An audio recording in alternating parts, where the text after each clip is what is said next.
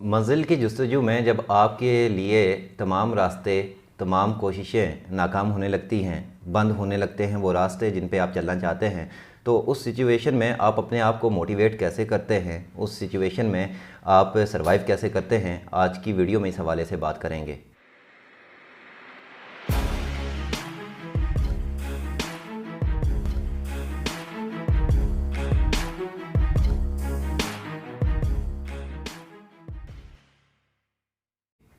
बिस्मिल्लाहिर्रहमानिर्रहीम। अस्सलाम वालेकुम नाज़रीन, welcome to voices of the world. मुझे कहते हैं राजा ज़ोए बक्सीर। नाज़रीन, आप हमारा यूट्यूब और फेसबुक चैनल देख रहे हैं। आप हमारे चैनल पर नए आए हैं तो हमारे चैनल को सब्सक्राइब कर दें और बेल आइकन को प्रेस करें ताकि आप हमारी आने वाली तमाम वीडियो से आगाह रहें। नाज़रीन, वाओ एक ऐसा प्लेटफॉर्म है जो रियासत जम्मू कश्मीर, पाकिस्तान समेत दुनिया भर से ऐसी मुस्तनद खबरें आप तक पहुँचाता है जो कौमी मीडिया दिखाने से गुरेज़ा है।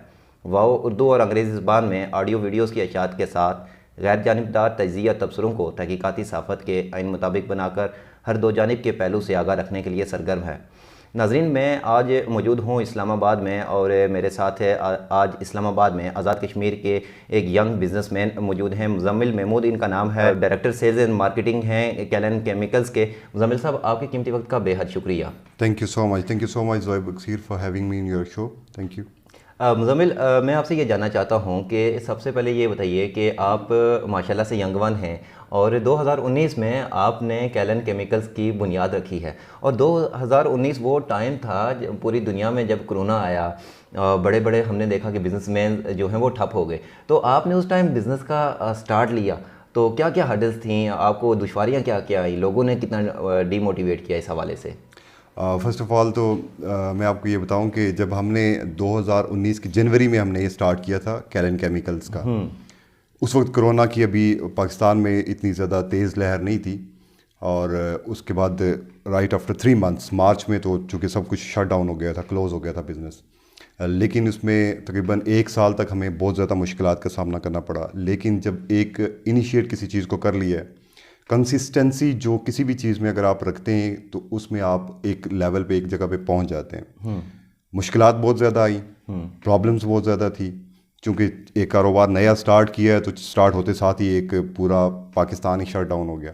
लेकिन अल्हम्दुलिल्लाह जब उसमें सर्वाइव कर लिया, कोरोना को जो दौरानिया था उसमें हमने सर्वाइव कर लिया, तो अल्हम्दुलिल्लाह उसके बाद बहुत अच्छा चलना स्टार्ट हो गया। कैलन केमिकल्स की सर्विसेज हैं क्या, और आपको जो नाकामी का खौफ दिखा रहे थे उनके रिमार्क्स क्या थे? बहुत ज़्यादा। इवन कि जब मैं आपको बताऊं कि जब मैंने जॉब में स्विच करके मैं I converted into my business, तो उसमें मेरे अपने दोस्त यार, इवन कि बहुत सारे लोग जिससे भी मैंने डिस्कस किया तो उसने ये कहा कि ये चीज़ नहीं हो सकती, ये पॉसिबल नहीं है, आप इतनी अच्छी 6 फिगर सैलरी ले रहे हो, ये करते हुए आप क्यों जाना चाह रहे हो बिज़नेस की तरफ, और बिज़नेस में जाओगे तो ये आसान काम नहीं है, मार्केट में बहुत मुश्किलात हैं, अपना नाम बनाना, सारी ईच एंड एवरीथिंग।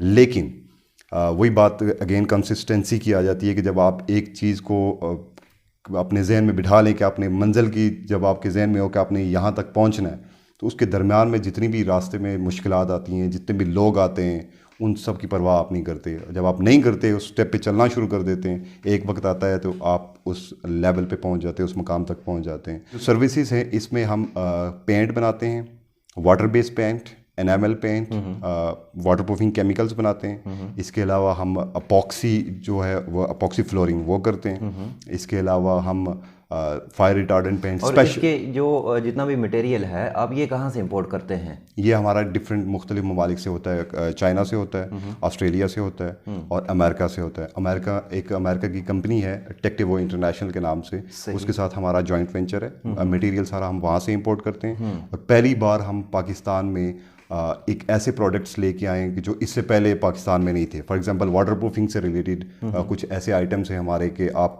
के घरों में अगर सीपेज का, लीकेज का कोई भी प्रॉब्लम है तो उसके लिए हमारे पास ऐसे प्रोडक्ट्स हैं कि जो इससे पहले पाकिस्तान में नहीं थे। एक वंस आप इनको अप्लाई कर देते हैं, सारी ज़िंदगी के लिए आप भूल जाएंगे। और हम अक्सर ये देखते हैं कि हमारी पाकिस्तान की और बिलखुसूस आज़ाद कश्मीर की ज़मीनें ऐसी हैं कि जहाँ पर सेम का एक इशू होता है, दीवारों पे सेम आती है, तो ये उनके लिए एक बेस्ट सोल्यूशन आपने तलाश किया है? बेस्ट सोल्यूशन है। उसकी वजह भी एक ये होती है कि जब हम घर की कंस्ट्रक्शन कर रहे होते हैं तो जो हमारा DPC लेवल होता है उसको हम सील नहीं करते, तो हम ज़मीन से सीपेज ट्रैवल होके हमारी ऊपर आ जाती है, वो हमारी दीवारों से बाहर आती है। प्लस जो हमारी छत होती है उसको हम वाटरप्रूफ नहीं करते, वहाँ से भी सीपेज ट्रैवल होके हमारी दीवारों पे आ जाती है। तो ये हमारा जो बेसिकली केमिकल्स हैं ये काम करते हैं कि जब आप डीपीसी लेवल पे पहुँचें तो उसके ऊपर आप कोटिंग कर देते हैं, तो once for in a life आपकी सीपेज कभी ज़मीन से ऊपर नहीं आती। सही। प्लस अगर आप उसको छत के ऊपर कर देते हैं तो छत के से आपकी दीवारों तक नहीं आती। और आप इसकी कोई गारंटी भी देते हैं? हमारी 10 ईयर्स की वारंटी होती है। 10 ईयर्स की। और प्लस अगर आप सीपेज की करें तो ये हमारी लाइफ टाइम वारंटी है कि जिंदगी सारी कभी आपकी सीपेज यानी कि आपकी स्पेशलिटी है कि आप सीवेज को कंट्रोल करेंगे। कंट्रोल करते हैं। इस्लामाबाद के अंदर कोई इंडस्ट्रियल सेटअप भी किया है आप, यानी कि या फिर ये है कि आप सामान को इंपोर्ट करते हैं और उसके बाद आप डायरेक्टली आप कस्टमर के पास लेके हम बेसिकली मैन्युफैक्चरर हैं इन सारी चीज़ों के। इसमें हम डीलरशिप्स की तरफ जा रहे हैं। एक हमारी डीलरशिप जो है वो ओपन हो रही है लेतराड रोड पे, और दूसरी जो है पिशावर मोड़ पे हम ओपन करने जा रहे हैं। इसी महीने में इंशाल्लाह ओपन हो जाएगी। एज अ यंग बिजनेसमैन आपको अभी बहुत से नौजवान देख रहे होंगे जो बिज़नेस की तरफ आना चाहते हैं, तो आप उनको क्या सजेशंस देंगे कि वो कौन सी टिप्स ऐसी हैं जिनको फॉलो करते हुए एक अच्छे बिजनेसमैन बन सकते हैं? देखिए, बिज़नेस में आने से पहले तो सबसे पहले तो आपने अपने जहन में बिठा लेना है कि बिज़नेस स्टार्ट करना आसान नहीं होता, और मुश्किलात हैं। स्टार्ट में बड़ी मुश्किलात होती हैं, काफ़ी स्ट्रगल करनी पड़ती है आपको अपना नाम बनाने के लिए, अपनी किसी प्रोडक्ट को सेल करने के लिए, या अगर आपकी प्रोडक्ट है या इनफैक्ट आपका कोई यूट्यूब चैनल है या कोई भी आप अपनी चीज़ जब स्टार्ट करने जा रहे हैं तो आपको स्ट्रगल बहुत करनी पड़ती है। लेकिन वो स्ट्रगल आपकी अपने लिए होती है, अपनी ज़ात के लिए कर रहे होते हैं। अगर आप यही मेहनत जब किसी जॉब करते हुए कर रहे हो तो यही मेहनत आप किसी के लिए कर रहे होंगे।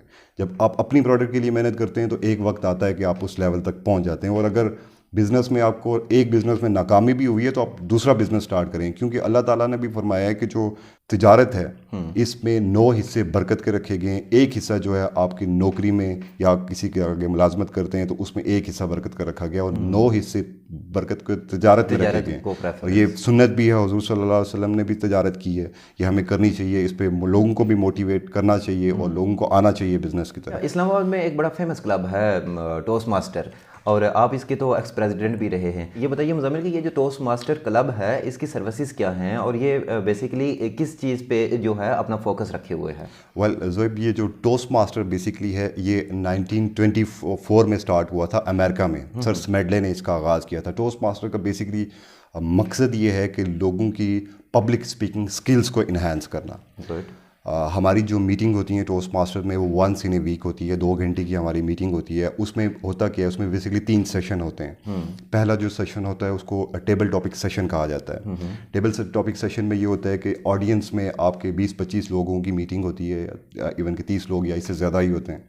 उस मीटिंग में से किसी भी बंदे को रैंडमली स्टेज पे बुला लिया जाता है और उसको एक टॉपिक दे दिया जाता है, एंड ही और she has to speak on that particular topic minimum 1 minute and maximum 2.5 minute उस टॉपिक के ऊपर बोलना पड़ता है। जब आप स्टेज के पास ऊपर जाके वो बोलते हैं 2 से 3 मिनट, तो आपके लिए बहुत ज़्यादा टाइम होता है यार कि 3 मिनट बाज़ टाइम इवन कि जब आप स्टार्ट में बोलते हो तो आपके लिए 3 मिनट आपको 3 घंटे लग रहे होते हैं। बिल्कुल ऐसे ही है। दूसरा जो सेशन होता है वो प्रिपेयर्ड स्पीच सेशन होता है। प्रिपेयर्ड स्पीच में सेशन में ये होता है कि टोस्ट मास्टर इंटरनेशनल की तरफ से एक मैनुअल आता है, उसके मुताबिक आप अपनी स्पीचेस डिलीवर करते हैं।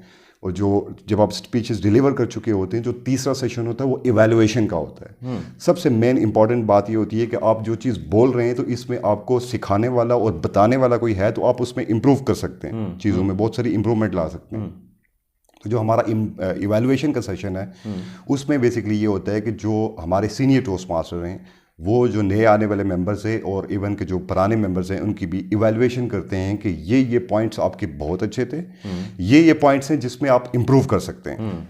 उसमें होता ये है कि किसी को क्रिटिसाइज़ नहीं किया जाता, हर बंदे को सपोर्ट किया जाता है। इवन के बाज़ ऐसे लोग भी हमारे पास आते हैं कि जिनसे बिल्कुल बोला भी नहीं जाता, लेकिन उनको सपोर्ट इतनी ज़्यादा मिलती है। राइट आफ्टर 6 मंथ्स एक मखसूस इन्वायरमेंट में रह के वो सीख जाते हैं। एग्जैक्टली, सपोर्टिव इन्वायरमेंट मिलता है। और इसका जो टोटली इस पे जो हमारी इस पे लैंग्वेज है वो इंग्लिश कम्युनिकेशन होती है। तो उसमें जब हर बंदा दूसरे बंदे को सपोर्ट करता है तो विद इन 6 मंथ्स और 1 ईयर वो पब्लिक स्पीकर बन के वहाँ से निकलता है।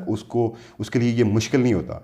अब टोस्ट मास्टर की ये सबसे बड़ी खूबी है कि बहुत बाज़ लोगों को इन चीज़ों के बारे में नॉलेज तो होता है लेकिन they are unable to present their knowledge in front of audience. और जब 1-to-1 कम्युनिकेशन जिस तरह हम और आप बैठे हुए हैं, अब इसमें जो काफ़ी सारे लोग ऐसे होंगे कि जिनको नॉलेज तो बहुत सारी चीज़ों का होगा लेकिन वो प्रेजेंट नहीं कर पा रहे होंगे नॉलेज। तो टोस्ट मास्टर हमें ये सिखाता है कि हम उस नॉलेज को कैसे प्रेजेंट करें दूसरों के सामने, ताकि दूसरा बंदा उसको बेहतर तरीके से अंडरस्टैंड कर सके। तो आपके क्लब में जो सिखाने वाले हैं वो कितने प्रोफेशनल्स हैं, किन शोबों के साथ वाबस्ता हैं? जैसे आपका एक और जैसे शौक भी है, आप पार्ट टाइम आर्टिस्ट भी आपको मैं कह सकता हूँ, बड़े ज़बरदस्त किस्म के आप आरजे हैं ITP FM 92.4 पे। तो आप ये बताइए कि वहाँ पे जितने भी ये सिखाने वाले हैं मेंबर्स को, वो बाय प्रोफेशन किस फील्ड में हैं और वो कितने एक्सपर्ट हैं? देखें, इसमें डिफरेंट प्रोफेशनल्स, टोस्ट मास्टर की खूबी ये है कि इसमें इंजीनियर्स भी हैं, आपके पास बिजनेसमैन भी हैं, डॉक्टर्स भी हैं, इवन के आपके पास ACC अकाउंटेंट से अकाउंट से रिलेटेड लोग भी हैं। तो ये डिफरेंट लोगों का एक आप कह सकते हैं कि गुलदस्ता बन जाता है। तो आपके पास ये होता ही है कि जब आप इसमें जाते हैं तो एक तो आपके नेटवर्किंग बहुत ज़्यादा स्ट्रांग हो जाती है, आपके हर तरह के लोगों के साथ आप मिलते हैं, डिफरेंट प्रोफेशनल्स के साथ आप मिलते हैं, प्लस उनकी जो ट्रेनिंग है वो टोस्ट मास्टर ही करता है। एक नया बंदा है, फॉर एग्जांपल मैं टोस्ट मास्टर में जाऊंगा और टोस्ट मास्टर को जब मैं स्टार्ट करूंगा तो मैं एज ए बिजनेसमैन उसको स्टार्ट करूंगा। मैं बिजनेसमैन नहीं बल्कि मैं पब्लिक स्पीकर बनने जाऊंगा। वहाँ पे किसी भी बंदे को जज किया जाता है तो उसकी पब्लिक स्पीकिंग पे जज किया जाता है। अगर उसकी सही नहीं है तो उसकी सही करने पे उसको फोकस किया जाता है। तो इस पे डिफरेंट लोग जब मिलते हैं तो वो आपस में जब कम्युनिकेशन करते हैं तो उसमें बहुत ज़्यादा चीज़ें सीखने को मिलती हैं। सही सही। अच्छा, इसकी क्लब की अगर हमने मेंबरशिप लेनी हो तो उसका क्या पैटर्न है? क्लब की मेंबरशिप का बड़ा इजी वे है। आप क्लब की जो एवरी ट्यूसडे मीटिंग होती है 6:30 to 8:30 ब्लू एरिया में होती है, और उसमें आप मेंबरशिप, एक उनका फॉर्म होता है, ऑनलाइन डाउनलोड करके इसकी जो फ़ी है वो 6 मंथ्स की बनती है 10,500, यानी कि 6 महीने का 10,500 उनको देना पड़ता है। ये एक नॉन प्रॉफिट बेसिकली ऑर्गेनाइजेशन है। बिल्कुल सही।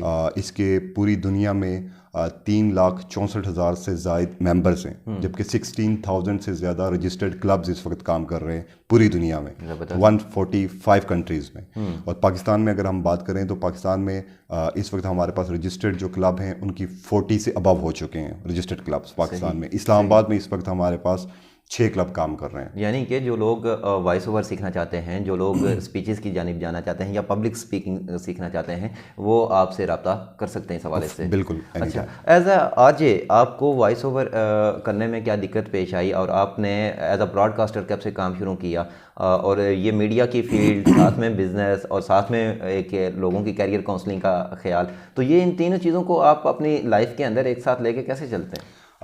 ये बड़ा इंटरेस्टिंग है कि जो रेडियो ब्रॉडकास्टिंग की तरफ मेरा एज सच शुरू से, मैं रेडियो से बड़ा अटैच था। शुरू में जब बैक इन स्कूल डेज में बहुत ज़्यादा सुना करता था FM 100 को, और बाकी भी डिफरेंट चैनल्स और FM 99 को बहुत ज़्यादा सुना करता था। तो जब मैं जॉब कर रहा था तो उस दौरान मुझे एक दफ़ा एक कॉल आई, और वो कॉल किसी रेडियो के आरजे की थी, और उन्होंने किसी काम के लिए मुझे कॉल की।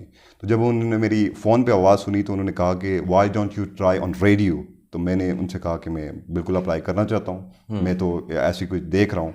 तो उन्होंने मुझे कहा कि आप ऑडिशन के लिए शाम को आ जाए। मैं शाम को चला गया ऑडिशन के लिए, और ऑडिशन देने के बाद उन्होंने कहा कि आप 1 घंटे बाद लाइव चले जाएंगे। और मैं उधर ही बैठे बैठे जिस वक्त गया था ऑडिशन के लिए, 1 घंटे बाद मेरा लाइव प्रोग्राम चला था। तकरीबन मैंने 2 घंटे का, गो के वो मेरे साथ ही बैठे थे, उनके साथ ही मैंने किया था। पहला को-होस्ट बैठा था एज ए को-होस्ट। तो उधर से फिर मैंने रेडियो का, मुझे फिर एक शौक पैदा हो गया। शौक तो पहले से ही था, एक चांस मिला तो उसको फिर मैंने कंटिन्यू किया। और करते हुए एज ए आर्टिस्ट, आपको पता है कि जब वॉइस ओवर आर्टिस्ट आप कर रहे होते हैं तो एक आम जुबान में कोई चीज़ बोलना और जब आप वॉइस ओवर कर रहे होते हैं उसमें बड़ा फ़र्क होता है। बिल्कुल सही। और जब आप स्लो टेम्पो में, फास्ट टेम्पो में करते हैं, शुरू में तो बड़ी मुश्किलात आई, लेकिन हमारे जो एक टीचर हैं जिनको मैं अपना उस्ताद मानता हूँ रेडियो की फील्ड में, राना सईद साहब हैं, उनके बड़े वॉइस ओवर्स बड़े मशहूर भी हैं। तो उन्होंने ये चीज़ हमें पकड़ के सिखाई कि भाई नहीं, इसको इस तरह से करें। और उनकी माशाल्लाह से ख़ुद भी आवाज़ बड़ी ज़बरदस्त है, तो उन्होंने हमें चांस भी दिया, मौका भी दिया, हमें सिखाया भी। शुरू में तो बड़ी मुश्किलात आई, लेकिन अब अल्हम्दुलिल्लाह आराम से हो जाता है, और आसान चीज़ है, उसमें कर सकता है बंदा। आपके पास आवाज़ अगर आपकी है तो आपको उसको यूटिलाइज़ करना चाहिए। मुज़म्मिल, लास्ट वन क्वेश्चन कि आप ये बताइए कि आपने लाइफ में कितनी दफ़ा नाकामी का सामना किया है, और आखिर वो क्या मोटिवेशन है आपके अंदर, वो कौन सा जज्बा है जो आपको जगाए रखता है एक मुसलसल मंजिल की जस्तजू में चलने के लिए? देखें, नाकामी जो है ना, मैं कहता हूँ कि कामयाबी के लिए आपको नाकाम होना पड़ता है। अगर आप हमेशा से कामयाब होते आएँ तो फिर आपकी कामयाबी वो कामयाबी नहीं होती। मैं तो कहता हूँ कि फेलियर जो है ना is the key of success. अगर आप ज़िंदगी में कामयाब होना चाहते हैं तो नाकामी को महसूस करें और कहें कि हाँ, मैं नाकाम हो चुका हूँ। जब आपको पता चल जाएगा कि हाँ, मैं इस फील्ड में इस जगह पे नाकाम हो चुका हूँ, तो फिर आपके लिए मंजिल पे पहुँचना बहुत आसान हो जाएगा। उसमें बहुत सारी जगह ऐसी आई, बहुत सारी मौक़े ज़िंदगी के ऐसे आए कि जब मैं नाकाम हुआ या मुझे किसी चीज़ में कामयाबी नहीं मिली, लेकिन उसके बाद जो मुझे कामयाबी मिली वो कामयाबी मेरे दिल में लगी, और वो कामयाबी मुझे आज तक याद है और हमेशा से बाइस तस्कीन भी है, बाइस तस्कीन भी, और हमेशा याद रहने वाली है कि हाँ, ये नाकामी के बाद ये चीज़ मुझे मिलती है। तो जब एक कामयाबी का तसलसल चल रहा होता है और ज़िंदगी में कभी कहीं भी नाकामी आ जाए तो उसको अपनी कामयाबी की सीढ़ी बना के उसको आगे चलना चाहिए। उस पर बैठ नहीं जाना चाहिए कि आप हाँ, ये नाकाम हो गया। मायूसी तो वैसे भी गुनाह है, और मायूसी कुफर है। मायूसी की तरफ जाना भी नहीं चाहिए। अगर नाकामी ज़िंदगी में आए तो उसको स्टेप बना के आपको कामयाबी की तरफ निकलना चाहिए। उसको स्टेप बना के आपको कामयाबी की जानिब चलना चाहिए। मुज़म्मिल, आपके कीमती वक्त का बेहद शुक्रिया। तो नाज़रीन, जाते हुए हमेशा की तरह आपसे एक ही बात तो कहनी है कि हद नज़र से आगे ज़िंदगी अभी मुस्कुराती है। मेरा पैगाम तो मोहब्बत है, जहाँ तक पहुँचे। आज आपने आज़ाद कश्मीर के यंग बिजनेसमैन मुज़म्मिल महमूद की गुफ्तगू जानी, और इनकी गुफ्तगू से जो मैंने अंदाज़ा लगाया वो ये था कि success is a way not a destination. Thank you very much once again. Thank you so much.